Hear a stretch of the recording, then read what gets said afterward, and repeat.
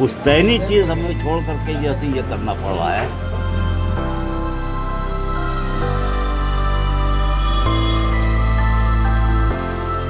मोदी सरकार ने corona virus को फैलने से रोकने के लिए देशव्यापी लॉकडाउन की घोषणा कर रखी थी। इस लॉकडाउन के चलते देश में बड़ी बड़ी इंडस्ट्री और मिल रुक गई थी। ऐसे में लघु कुटीर उद्योगों का क्या हाल हुआ है, इसका अंदाजा आप इस खास रिपोर्ट को देखकर लगा सकते हैं।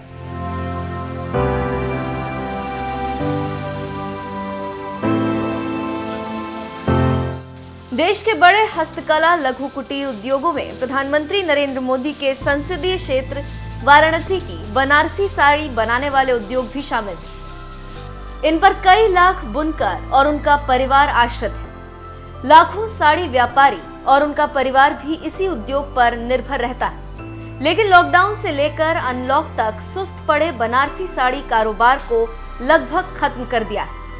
लिहाजा बुनकरों की मांग है कि जब सरकार किसानों को आर्थिक मदद कर रही तो हमारी भी मदद सरकार को करनी चाहिए। वाराणसी के लगभग 1 दर्जन बुनकर बाहुल्य इलाकों में लाखों की संख्या में बुनकर और उनका परिवार हैंडलूम और पावर लूम पर काम करता है।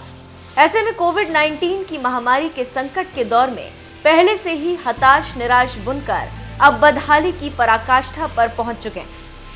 बुनकरों के हालात जानने के लिए प्रधानमंत्री नरेंद्र मोदी के संसदीय क्षेत्र के बुनकर बहुल इलाके जलालीपुरा का हाल जाना। यहाँ रहने वाले 82 वर्षीय बुनकर सरदार शमसुद्दीन ने ईद के त्योहार के लिए बीवी के गहने तक बेच डाले। कहना क्या चाहते हैं, हम लोग बुनकरों के लिए या कोई किसी के लिए भी कारोबार होना चाहिए, हाथ को फैलना चाहिए, टाइम से भोजन मिलना चाहिए। और इस वक्त ऐसा हो गया है कि जैसे ज़िंदगी बसर बुनकर कर रहे थे, हम ही नहीं तमाम बुनकर की बात कर रहा हूँ, जैसे वो ज़िंदगी को बसर कर रहे हैं, बस कर रहे हैं। हम लोग जलालीपुरा में रह के जलील हो रहे हैं, जलाली की ज़िंदगी जी रहे हैं, क्या करें हम। तो आपको गहना भी बेचना पड़ा? हमारे औरत को गहना बेचना पड़ा। हम कहा भैया आप बूढ़ हो चुकी हैं, आप पहनते नहीं, इसको बेच दीजिए। और जो काम चलेगा, रमज़ान का महीना था, ईद का महीना था, उसी में से ख़त्म हो गया। 1 महीना हो रहा है, फिर त्यौहार बीते हुए, अब कैसे जुगाड़ होगा, क्या होगा, अल्लाह देखेगा। ये मोदी जी का हमें कोई उम्मीद नहीं सुना रहा है। ये सौतेलापन कर रहे हैं हमारे साथ, सब बुनकरों के साथ सौतेलापन कर रहे हैं। कहना ये चाहते हैं, गवर्नमेंट तो बहुत सी बात का ऐलान कर रही है कि हम सहयोग कर रहे हैं, मगर हम लोग के कुछ अब तक मजदूर हैं, 4-5 लड़के हमारे यहाँ काम बंद है 3-4 महीने से और कोई सहायता नहीं। हमारी औरत का कुल्हा टूटा, ऑपरेशन हुआ, भी लॉकडाउन में अस्पताल सब हॉस्पिटल बंद हो गया और खुला है तो अब पैसा नहीं है, कहाँ से दिखाएं। बिल 11,000 की आ गई 3 महीने की। ये सब अगर गवर्नमेंट कम से कम बिल जो है तो ऊपर सहायता करे, छूट दे, बंद करे, माफ़ करे, कुछ भी करे। तमाम पब्लिक परेशान उसके अंदर बत्ती के लिए पैसा है नहीं, कहाँ से लोग जमा करेंगे बिल। हम खाली अपने लिए नहीं करें, सबके लिए, मतलब जो गरीब आदमी है उसकी बिल माफ़ होना चाहिए। इस वक्त साल बाद गवर्नमेंट बंद कर दिए से लॉकडाउन करके, तो फिर कहाँ से होगा, मजदूरी करेंगे नहीं, कहाँ से देंगे लोग। तो इस 3 महीने में कोई कारोबार नहीं हुआ? एकदम कुछ नहीं, तो लॉकडाउन में कहाँ से कारोबार चलेगा। वहीं इस इलाके में एक सब्जी बेचता युवक दिखा। जब उससे बात किया गया तो पता चला कि 24 साल का न्यास बुनकर है। हर तरह के कपड़े बुन लेता है, लेकिन अब उसके इस हुनर की जरूरत किसी को नहीं, क्योंकि काम है नहीं, इसलिए अब उसने सब्जी बेचना शुरू किया।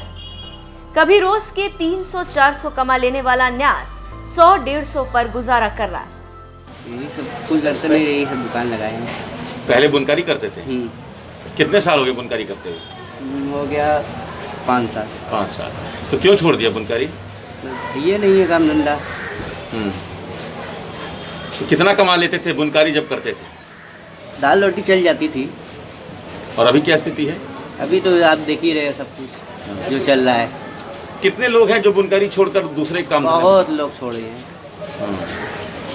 वापस लौटेंगे बुनकारी में? उधरेगा तो लौटेंगे, नहीं तो वरना फिर यही बना लगे रहेंगे। ये दुकान हमारी जो है तो लॉकडाउन लगने के 15-20 वर्ष के बाद क्यों खोलना पड़ा ये? भाई मजबूरी है, हमें अपना ताना बाना छोड़ करके जो है तो पुश्तैनी चीज़ हमें छोड़ करके ये करना पड़ रहा है, एक बच्चों के पेट पालने के लिए। ये तो मजबूरी है हमारे लिए। तो कोई क्या कहेंगे अब? बाकी बुनकरों की भी यही हालत है। बाकी बुनकरों से तो दो मशीन 3 मशीन जाती है इधर। तो क्या कहेंगे आप, मतलब कभी नहीं लौटेंगे या जब स्थिति ठीक होगी तो सोचेंगे? नहीं, स्थिति जब ठीक होगी तो लौटेंगे भाई। हमारा ये जो है, तो देखिए सच्ची बात यह है कि हम लोग इसी ताने बाने में से जुड़े हुए हैं। आज हम जो है तो इसमें लगे हैं, कल हमारा जो सही होगा तो फिर हम उसमें जाएंगे। ये नहीं है कि हम इसी में लगे रहेंगे, ऐसी बात नहीं है।